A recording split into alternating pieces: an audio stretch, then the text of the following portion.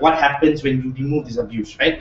We feel that the referendum brought forward by side government is less likely to give credence and credibility to the support base and the friends of these politicians when they enter into office. And that's important because what happens here and what this implies is that the referendum then creates a very difficult environment for people to even think of wanting to run for politics because they may want to abuse the people or siphon off funds if they ever want to do that, right? It's a much harder situation to behave in an abusive manner, and we think this is how necessarily stability in these states are garnered or achieved. Secondly is with regards to the idea of violence. When it comes to the idea of violence, you see poverty.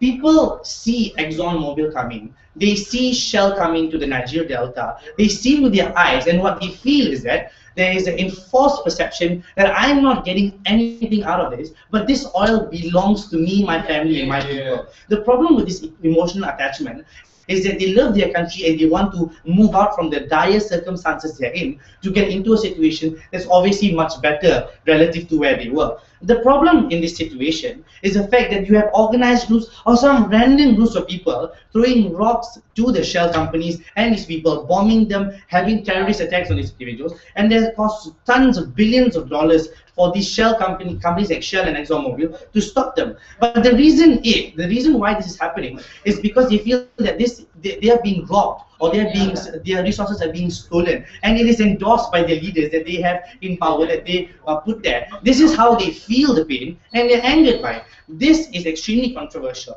So when you look at the conclusion here, you have a far more participative community. There is a higher likelihood to agree to say initiatives in the future under our model because you disincentivize them to behave with using violence and to negotiate with the state. That referendum does that. We have won this debate. And now we put a switch in by the leader of opposition.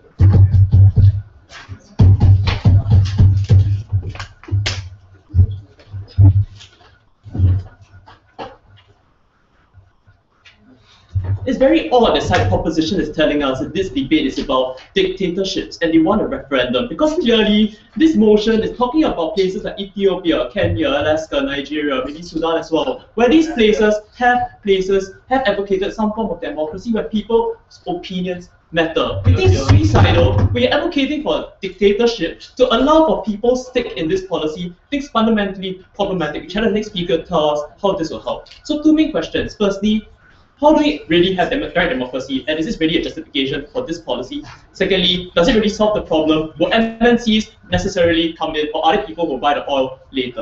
Otherwise. So first question on the idea of direct democracy. We think side proposition has fundamentally misunderstood this because they assume that everyone has an equal stake and equal status in this. We think ideas of governments are fundamentally different from natural resources because your ideas of government say the rights that you have, the legislature that passed upon you, affect everyone equally in terms of the civil liberties that they have, say the freedom of speech, say anything else.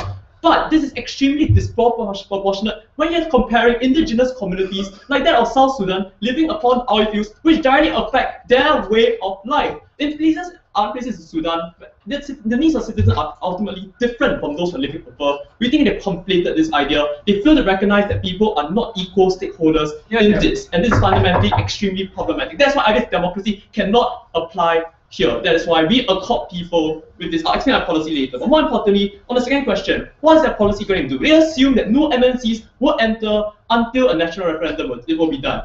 Where would oil go then? We think oil there's always demand for oil through China, Russia, because that is a global problem for energy security. That is why the national referendum will be extremely ineffective, because there's always a demand for oil. We challenge the next speaker to tell us why would this demand not be satisfied by other people? Why would international pressure then help these places?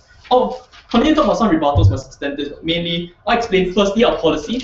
Later, I'll explain why is it unfair for a national referendum to impose destinies upon individuals or people living upon the land. So let's understand our policy. We are advocating some sort of cooperative, so we accrue ownership rights to indigenous population directly. That is why we accuse side government of a problem solution mismatch. They say that people are being robbed, but their policy does not guarantee benefits. Ours do. Because we accrue a share of profits, we treat them like shareholders, like stakeholders, where they have direct legal stake in this. Our model is the United States, where resource rights are attached to individual ownership. No case does the government automatically own what lies underneath or privately owned land. All states that can then levy taxes on incomes of landowners or companies that extract. So these will become the sources of revenue. This has worked because it's the interest of government welfare.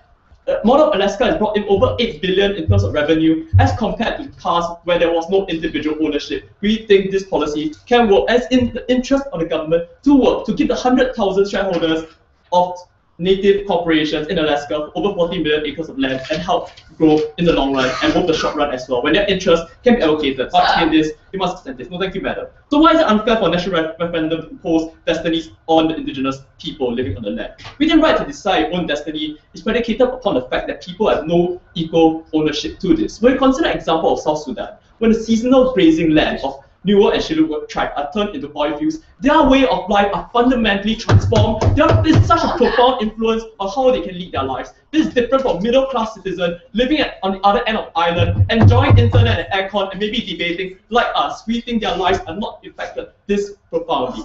No, thank you, madam. So we already told you how the destruction of land disproportionately hurts inhabitants, thereby denying the basis of equal democratic vote. But more importantly, we need to understand that no one has absolute claim, and the idea of the land has strong emotional attachments. That is why when you see people's claim to Israel, people fight to death just to fight, just to keep their land. We think the equal destiny on this idea of claim, people's opinion matter. People living above the lands, their opinion matters more.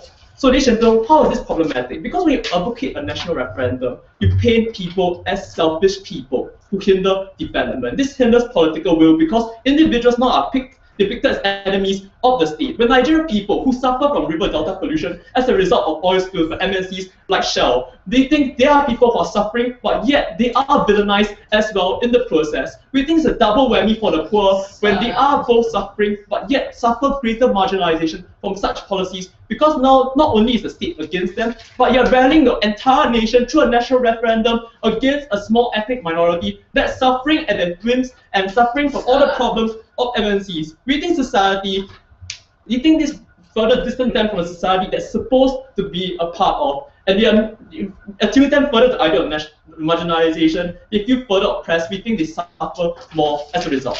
I'll explain now why does our model work, why is our policy better. We think under our policy, the interests are necessarily taken care of. Land ownership, direct land ownership, of course, all the benefits the side government wants because we give them a greater stake over how they lead their lives. We think necessarily now corporations must appeal to their interests. Risks and benefits are now weighed. People on the ground have greater negotiating power over how revenues flows. We think this is the direct positive impact in terms of distributive justice. When people are suffering from collateral damage, from tragedy of the commons, and individual people accrue and take all these benefits, that is when people need help. At this point in time, any few ones. Yeah, who exactly is it that's middle class in Nigeria who doesn't have a stake in the only thing the Nigerian economy has to sell to the world? It's ludicrous, right? There are obviously the rich in Nigeria who do not suffer the problems and continue to lobby for this interest, while the poor continue to suffer. We think it's outrageous, like government saying that there are no rich people in Nigeria who can benefit disproportionately. When corruption is rife in these states, we think it's extremely disgusting. It's like government saying such a thing. Now, ladies and gentlemen, also prevents exploitation because now lawyers, bankers, NGOs, and Oxfam, like what some government has advocated, can also help when people have direct legal protection over ownerships. We think this is really the basis for a democratic institution where people have a direct stake in government, leading their own lives. That is when they truly enjoy some degree of freedom and can lead a meaningful life. When they have greater ownership over certain things, say the oil fields that they graze on, over natural resources, having safe access to clean water. That is when their lives are transformed. That is when people can lead lives as people, rather than people being villainized by everyone else in society, villainized by the state, only to suffer because MNCs tell them and kick them off their land. We think side government has never shown us a solution to the problem. They have advocated a policy that only marginalizes and villainizes the poor and indigenous. That is why we are very, very proud to oppose. Thank you for your speech. Invite the second speaker from Yes.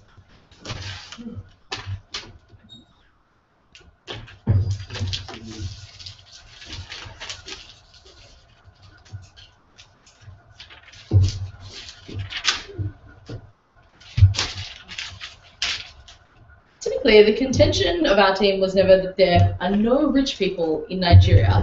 The contention was that there are an absolute shitload of poor people in Nigeria who do not live in the Niger Delta. That is the team who ignores those people because it says by virtue of you living on top of a piece of land, you get access to the resources that exist underneath there at the cost of everybody else who lives in your nation state. Let's engage with what it means to be a nation state as opposed to a set of individuals who run around in anarchy. What it means is that you give to the state and they give back to you. It's a question of collectivizing interests. We absolutely think minority groups should get access to the financial payoff of state resources and should get access to the financial payoff of state decision making. But that doesn't mean they should do it at the expense of every poor person who happens, by the birth lottery, to live in a part of Nigeria that does not have an oil well. And that's the policy that they provide you in this debate. So, apologies in advance for the lack of structure because the debate has now collapsed, right? It's no longer a debate about the thing it was supposed to be about. It's literally a comparison between two separate proposals. So let's engage first of all with that. The proposal they provide to you is that people who live on top of the stuff should get access to that land and they should determine what happens there and what does not happen there because they have a way of life, right? It is meaningful to them that land presumably stays intact. And being from Australia, I know what those arguments are, right? I've seen it. It is unfair for them to ignore the fact that the way of life of everybody else who lives in that nation state is also not meaningfully impacted by what exists under the ground of that particular part of the land. It is true that they do not live on top of the oil well. It is not true that their future destiny is not intimately linked with what happens when that oil comes out of the ground, is extracted, and those resources are still spent, right? The reality of this debate is that everybody who lives in those countries is necessarily affected by those things. And let's engage, right, with the fact that most of the countries we're talking about, your Nigerias, your Democratic Republic of Congo, your Sudan, as opposed to your Alaska, right? E.g., this is a development round. The countries that we're actually talking about in this debate have been the victim of years and years of conflict where people who lived on top of those resources fought with other people, where everything else in that economy was destroyed. And the capacity of people to make a living, for example, off the land through agrarian means, through farming, all those kinds of things, has often been totally wiped out, right? So they need to provide me a solution for what those people do in the instance where somebody decides, by virtue of the fact that they live on top of that oil, that they are the only people who get access to those resources, right? Or that the state takes some minor proportion of that and attempts to redistribute. For a team that wanted to talk exclusively about minority rights, I thought it was pretty interesting that they never wanted to engage with a plausible scenario where minority groups in that society do not get any land rights under their policy because they do not live on top of resources, right? It is true that they do in Nigeria. It's also true that they do in Australia. It is also not true that they do in a significant proportion of the African continent, right? So all they do is allow people who may already have profiteered of having access to those natural resources because they live there and have established their lives around those things to take more profits from those natural resources at the cost of minority groups who happen to live in a totally barren part of that country, right? So they actually do nothing to protect minority rights necessarily in this debate. Let's compare that, and I'll calm down for a second, to what we do. We allow everybody in that society to make an argument about how that money should be spent. We think the necessary outcome of that policy is that you get a more moderate government policy, that you try to accommodate the various competing interests of everybody. So we think you are necessarily more likely to protect minority rights under our side of the debate rather than theirs, where they just rely upon those minorities having set up shop in the right place in a particular country. Let's talk about the outcomes for minorities for a second, because they said right now there's a real problem with minorities being perceived as having a hatred of the state, and there's fighting between minority groups in these places and the majority. Let's presume for a second that that's an accurate characterization of these countries. What does their policy do?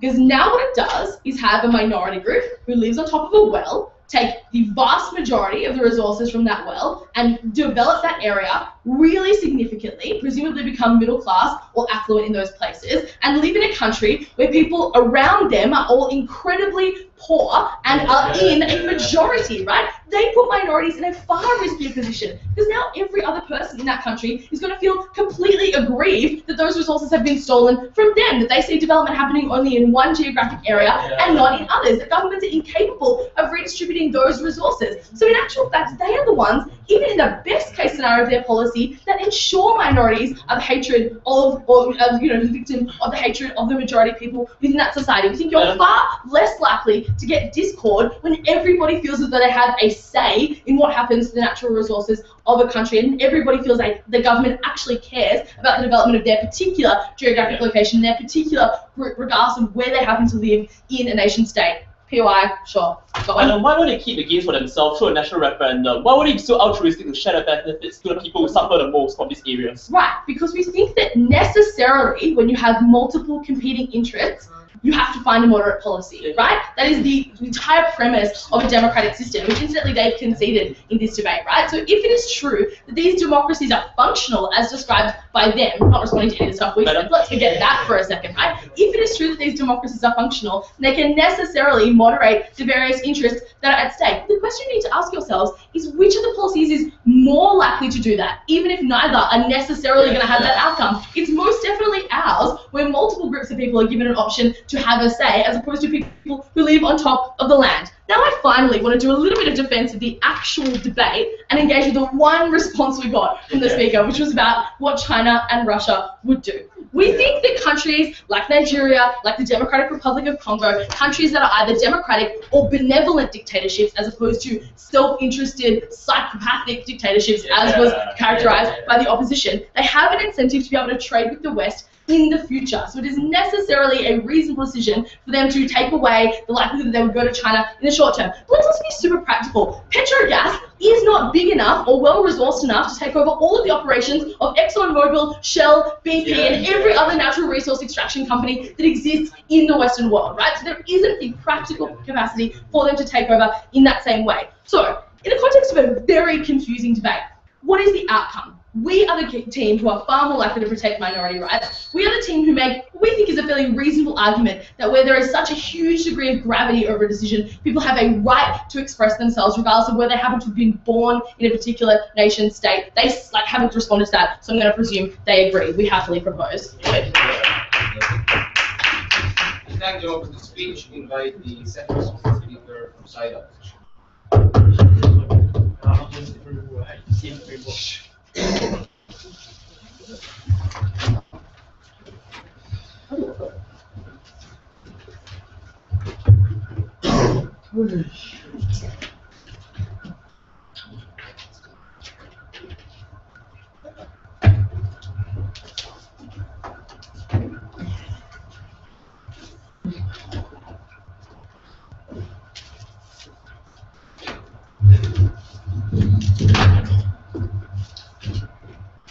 I mean, it's all fine and well to say that they didn't want to have the debate that we proposed, but they also do need to be fair in terms of the contentions that they bring to us, right? Saying simplistic things like more people equals to moderation doesn't really hold when oil is located in certain small areas, and even if you compare to larger country sizes, the number of people living on top of this land are a minority when it comes to the rest of the people. They wanted to say that yes, the majority of people in Nigeria are poor, but the costs to the environment, the cost of displacement don't affect them in the same way as it affects the people directly living on top of those lands. If the government's able to promise some kind of benefits to these people, they're more than happy to let these people get steamrolled under this national referendum that they wanted to propose, right? Because here's the weird thing, right? The only outcome of national referendum, according to them, was all parties coming together and having a moderated solution. God forbid a turning of the majority should happen under their policy, right? Let's look at several areas of response. And the first thing that we really need to look at is, will other companies come in or not? Because if they wanted to say that, look, China and Russia are concerned about their international image without really explaining why that's the case. Well, they've been trading with North Korea and Myanmar despite sanctions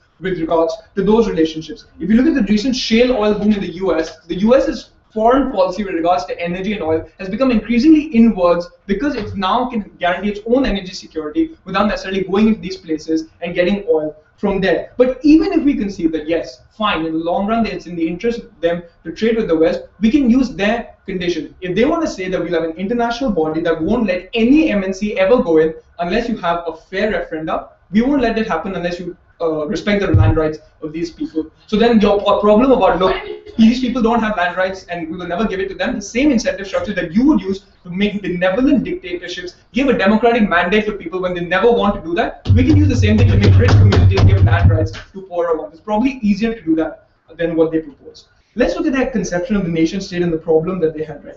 Their argument was this: just because you happen to be born on a particular piece of land doesn't mean you have a stake to it. But that ignored the analysis that we brought to you in terms of why communities who located themselves in a particular place have a greater stake in the way of life that's rooted in that land, and why that way of life is destroyed once you necessarily try and remove them. Why the attachment to that land is much greater as compared to any other person in the state. And the fact, this coupled with the fact that the harms accrue disproportionately to them without promising greater benefits to them, given that they're bearing more of the cost, so we don't see why it's necessarily equal to every single person. And that's what a referendum does. It gives each person an equal say. They had a problem in terms of happening at the expense of poor people, because these people will become very rich, right? We think it's very simple. The same way you can have super taxes on mining profits in Australia, we can impose a super tax here, use this taxable income, we can use this taxable income and redistribute it. What you needed to explain was how your benefit, or how your system is more redistributive in some sense, and why some people can't get screwed over under your policy as well. Just assuming that because more people are there means everyone gets happy isn't really arguing the debate. They wanted to say that the problem was initially that other industries are wiped out. This is a problem when you rely solely on oil well.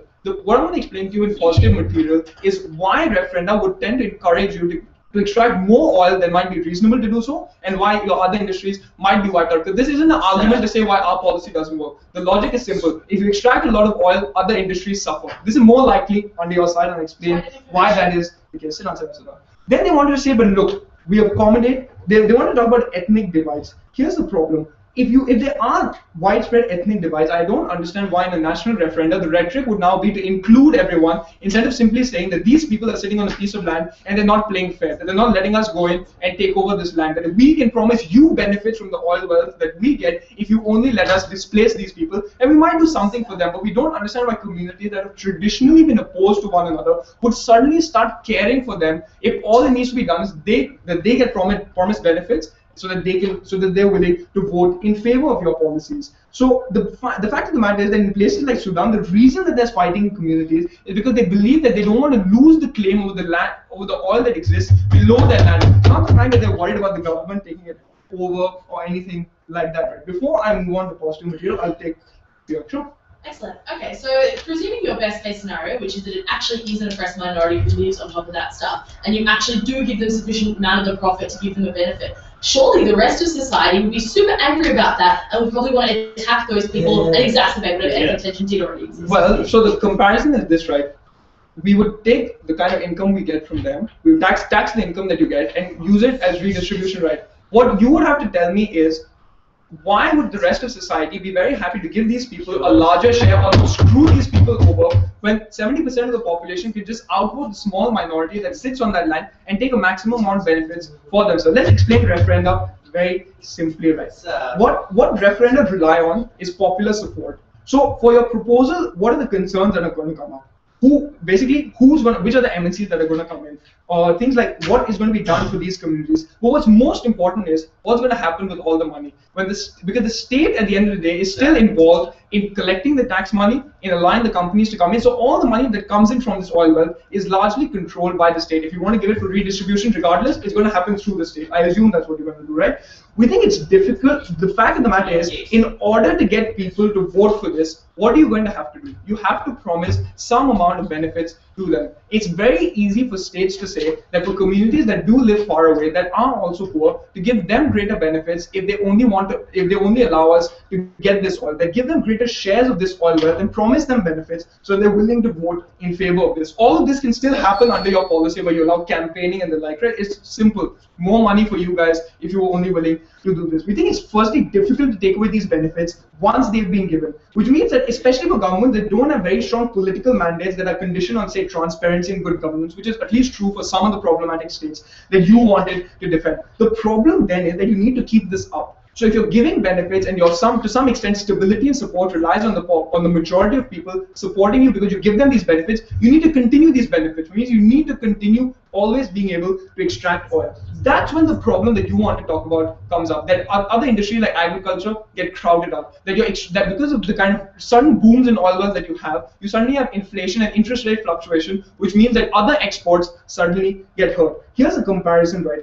When we do agree that in some cases minorities might not be willing to give cede these rights to the state. So you do still need to do something for cases of development, and that's when you can try and turn to these other things like developing other export industries or do all of those things. But when you can keep the popular, so long as you can keep having national referendum and keep promising benefits, which means that people will keep voting in favor of extracting oil, that's when you have the same problem with the resource curse still happening under your side of the model. For all of these reasons, we oppose.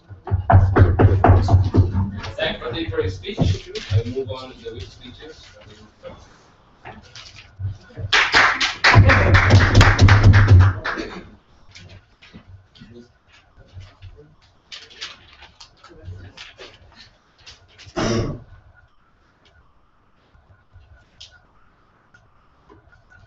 The last few seconds of the previous speaker told us why we'll crowd out investment, we'll crowd out development in other industries because they say natural incentive for people to extract as much resources as possible.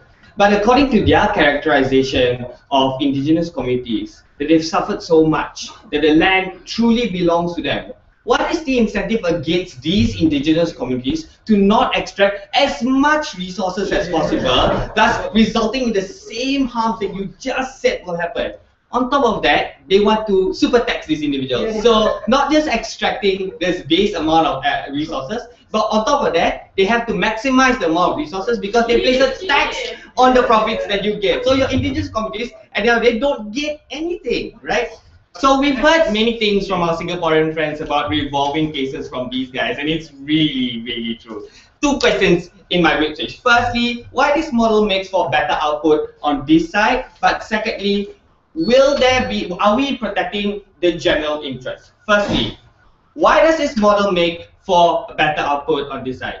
Your indigenous communities need to detract themselves from a self-interest. There was a lot of analysis from side government that told you why it's better for them to move together as a nation. That's why there is there's a national interest in general development. We don't neglect indigenous communities. We don't dismiss the harms that they have, that they suffer from this extraction. So like things like pollution, things like smog, is suffered in general. So there's a general move towards fixing these things. But do they suffer any less? We don't think so. We think the money, as you also support in terms of redistribution policies, will benefit a larger scale of people. Therefore, the conclusion is, what is the significant benefit that you get from our side? You get less angry individuals. You get less antagonized individuals that will either A, move to these areas and then thus reap the benefits that you say will happen, or B,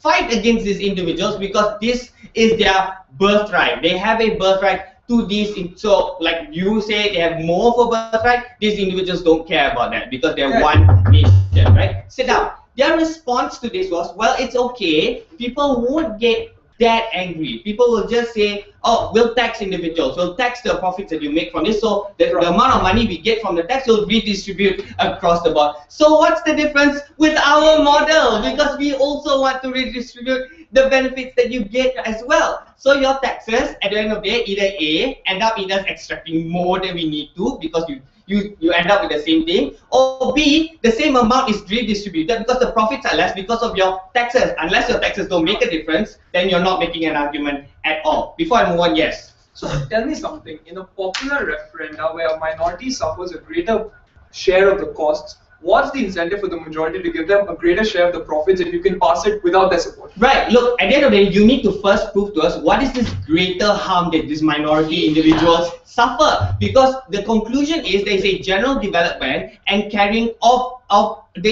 everyone in a particular nation. We don't think you prove that burden. We don't think that burden even exists in this debate. Let's move on to how we protect everyone. They tell us China and Russia will intervene and make things a lot harder because they will subvert the resources that's available. Let's look at their model. Under their model, China and Russia still maintains an interest in all the resources that you say will be now provided for minorities, therefore indigenous communities. So your problem shoots yourself in the foot because you still also have to deal with China and Russia. But we went above that analysis. We told you there is international pressure that will be placed because, like, look, there are other industries that need to be invested on, something that you considered too, and these other industries will need to be arranged in an international treaty or an agreement with these countries, not just China. So China will probably only be interested in your resources or very little else. But our model ensures that people with pressure will prioritize long-term benefit and long-term possibilities. You still have that problem. But beyond that, we never heard a response from Gemma's analysis about capacity to be probably invested. Like Petrogas cannot do this. We heard no response from side opposition. But moving on to the second part of this analysis, do we protect minority rights? So this model only applies in areas where there are indigenous communities that are extremely protective over their land rights. We think in a general scope, we'll deal with that area as well, but in a general scope, the line is drawn to an aspect where people don't divide themselves based on racial or community backgrounds, but based on socio-economic statuses. That means if you're poor and I'm poor, we suffer the same harms as anyone. So the harms of being poor doesn't change if you're coming from an indigenous community. That's why the proposal from side government increases the likelihood of a national movement for a national interest. If you are benefiting from the same thing whilst not suffering any outrageous harms because you haven't said anything, right? Why will that increase antagonism? We think it will create a better movement together. But secondly, they told us that in Pratik's speech that there will be a move to over-extract. Like I already dealt with this, but now let's deal with directly communities that have that are very protective over their resources. Under those circumstances, the analysis that follows is that individuals will still benefit to a certain amount when you place this when you allow a referendum. Why? Because we create a national movement. What does that mean?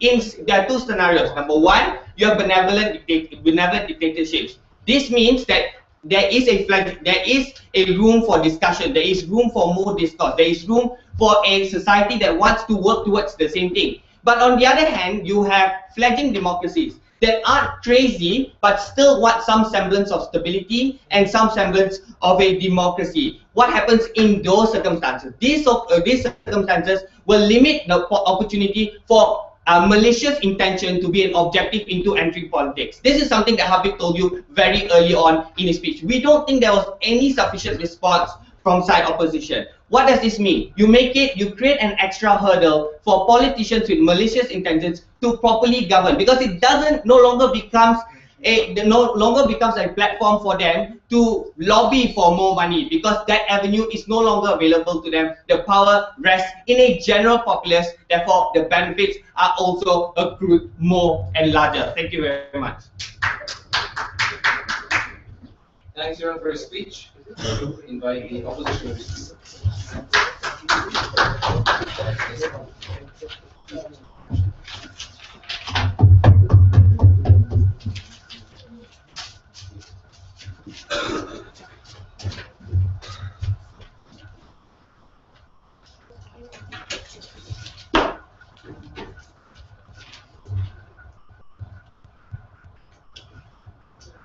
Before I move into a comparison, we need to know what we are comparing.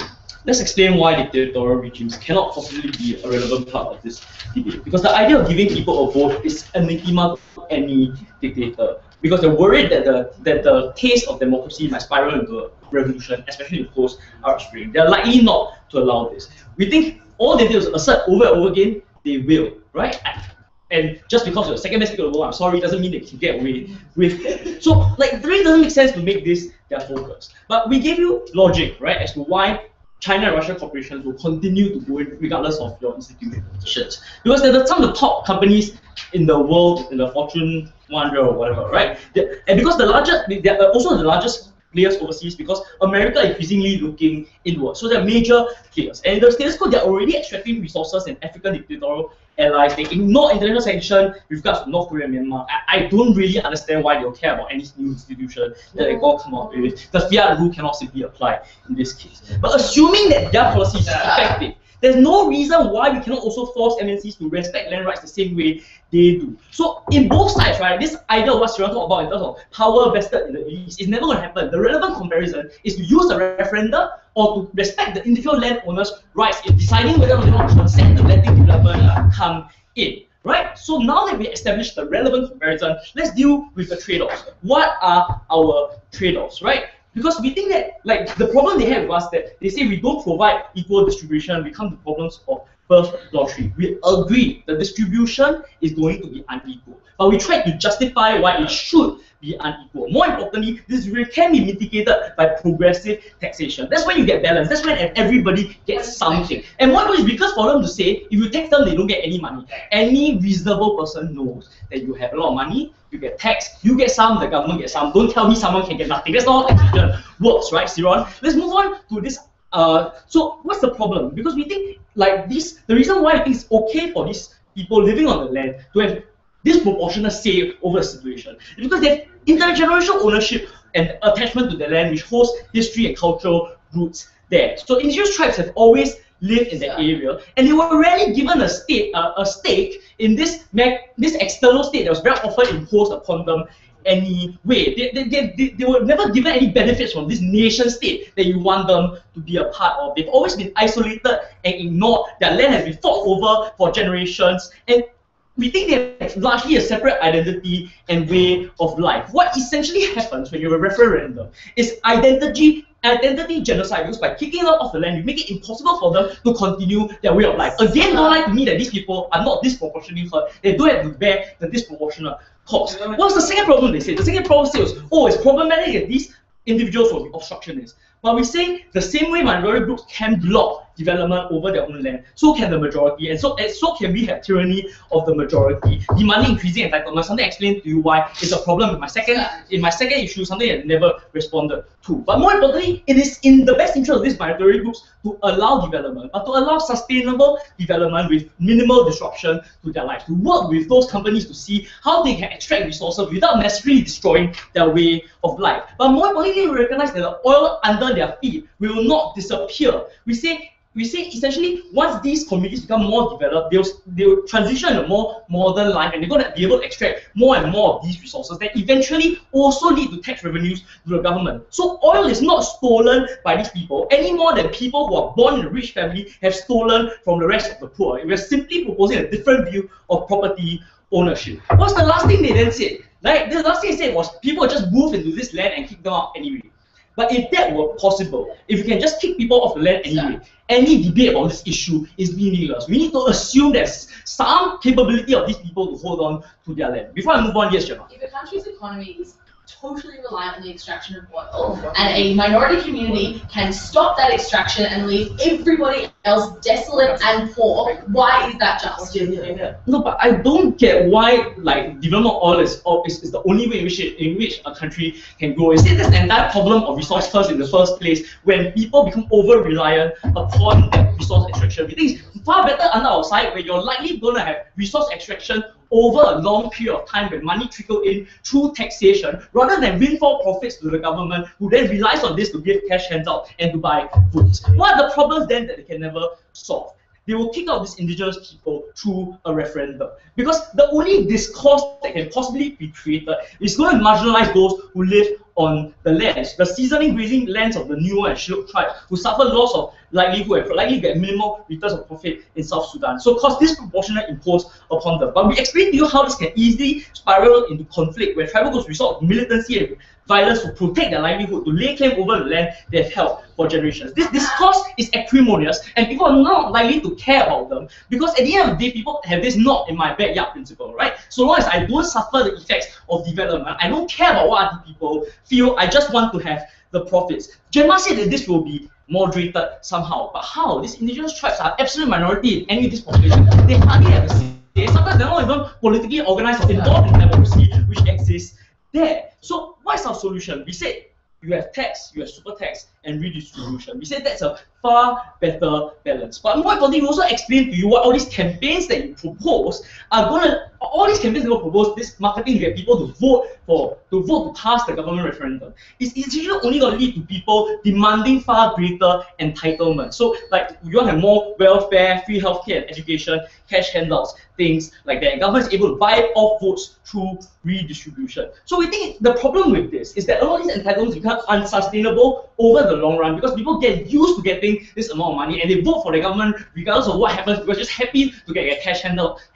Something that we see within rural populations of India and Thailand where these methods are especially effective. We think the problem with that then is entitlements once given are very difficult to take back. You'll probably see in Mexico where the oil is finally going to run out and they don't know how they're going to move on from there. So we think it's better for income to come over a long period of time. But more importantly, in any developing country, you always at the end of the day still have to invest in your industries because let's face it, the resource extraction can never be the only thing that leads to your development. We say we strike a better balance because over a long period of time, you continually get taxation and revenues for the government to then also care about other industries instead of simply focusing on oil wealth. For all these reasons, we are proud to propose. Thank you for the speech. Now we move on to the class speakers.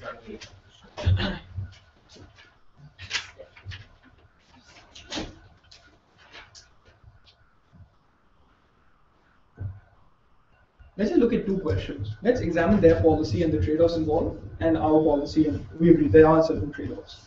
Their policy is essentially, the principle of their policy is that everyone should have an equal stake in the resources of your nation. In some sense, the idea that the state, for some reason, the state owes equal duties to all of its people. We agreed with that. But when it comes to extracting resources, the stake that some people, they never recognize the fact, and they never acknowledged it, that some people can have a greater attachment to something that you might find as stupid as a piece of land. The fact that you have a historical community that's lived in this place, the fact that this is a place that they can call their own, and they have a way of life rooted currently in perhaps agriculture or something like that.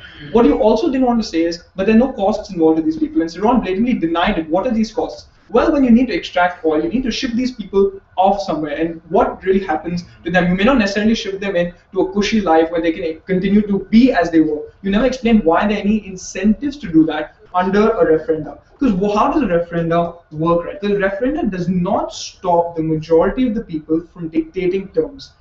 There's no incentive to give a greater share of profits to those who bear a greater share of the cost, especially when this side was not even willing to acknowledge that these people bear a greater share of that cost. So if conflict can happen over jealousy, under our paradigm as they accused us, when people see these people becoming rich, it can also happen under their side where minorities feel disenfranchised by the larger majority. Kaho already explained to you why the sense of marginalization is even greater when you're dictated terms by the society, when you're told that your claim to the land doesn't matter and that your interests are subservient to the broader development of a national interest in the building of a strong state, one which hasn't traditionally been very nice to these people, which even they acknowledge. The fact that this state often tried again, that there was conflict over this land, where the state tried to take it away from these people, but it was fought off by them. So the fact of the matter is that marginalization does happen, but under your side, you can still have minorities trying to get these lands back, but being beaten off by large MNCs. The characterization that Habib gave you, right, where you start pelting rocks at shell containers, that can happen under your side as well, because you didn't tell me why everyone would necessarily be very happy with it. They also wanted to have it both ways, right? Siron told you that the super tax screws the poor, so they don't get anything. At the same time, we on our side don't have enough funds to have effective redistribution. You can't have both. Either the super tax means that the poor don't get a fair share, but the state now has enough money so that it can use it in redistribution, or the converse. So we think it's probably likely that yes, even if the majority of the wealth goes back to the state, these people do get a lot of money because oil extraction is extremely profitable and they are able to develop, even if it's more than their compatriots. We think given the fact that they bear a greater burden of the cost, we think it's completely justified. Because what they had to justify was why majorities would want to be benevolent to other people who they've had traditionally been in conflict with and when tensions still exist. What did our side give you? We tried to balance the benefits and the costs of oil wealth. The problem that they had was that when oil is the only resource, we might lead to over-extraction. So this is a big issue, right? Where is over-extraction more likely? If you believe that these communities do have a greater share in terms of the cost, and they're worried about the cost sometimes, and if we believe them, the super tax takes away all the money, they won't agree to it, and your state won't be able to extract oil. What does your state then do? It has to invest in other parts of the economy. It has to start developing alternative industries. Can the state continue to extract oil under their side? We said it could. Because how do you convince people to vote in terms of a referendum? You do campaign, but you also make promises. So you can promise benefits to the wide majority of people if they agree to vote in favor of extraction. You can promise them benefits that are difficult to take away once they've been established. So if you need to continue to maintain power in that state, you need to continue to give benefits, which means you need to continue to extract oil. So your side doesn't actually show me why there's incentive to diversify our economy, but at the same time, under our side, you will have the simultaneous problem of a small group of people holding development hostage, so you don't get enough oil, and at the same time, you'll have over-extraction. You can't have both problems and accumulate both problems. For all of these reasons, we oppose. Thank you, Pradeep, for your speech. We invite the last speaker in the House.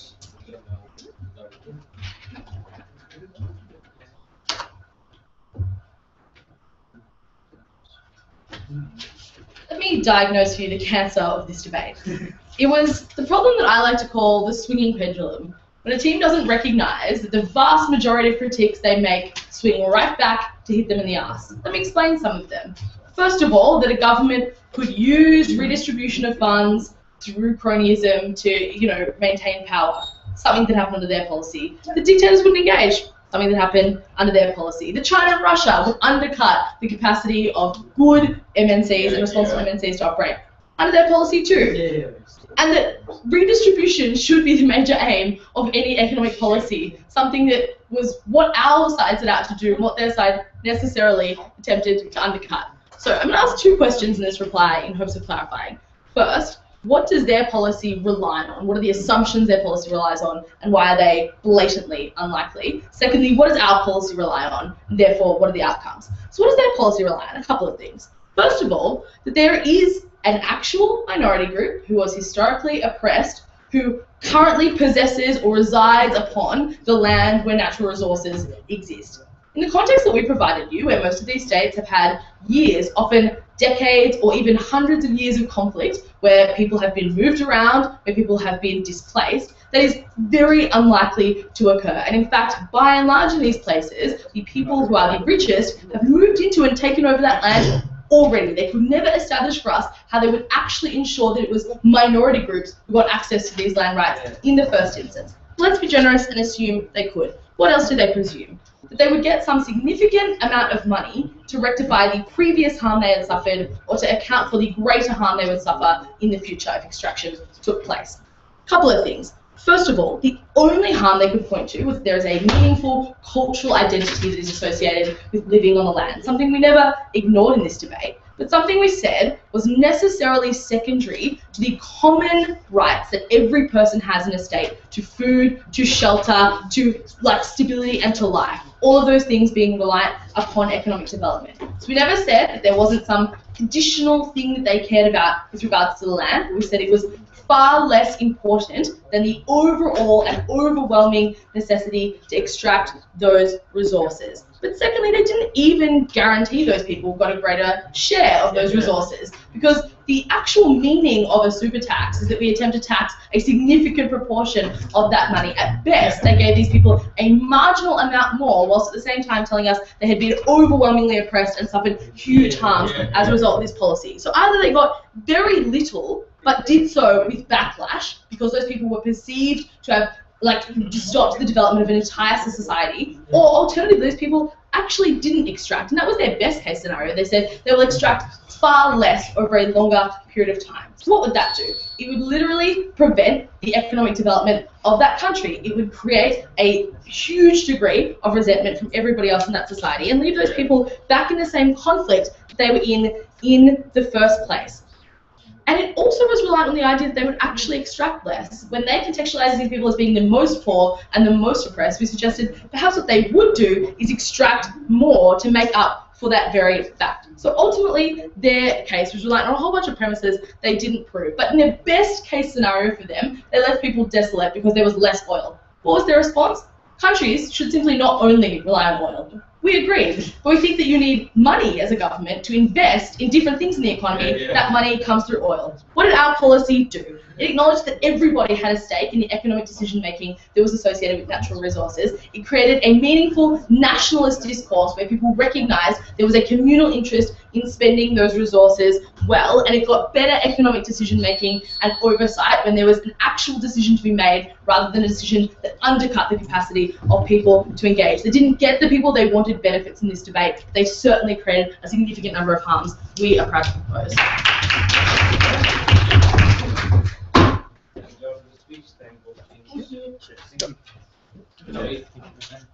Monitoring after you grab the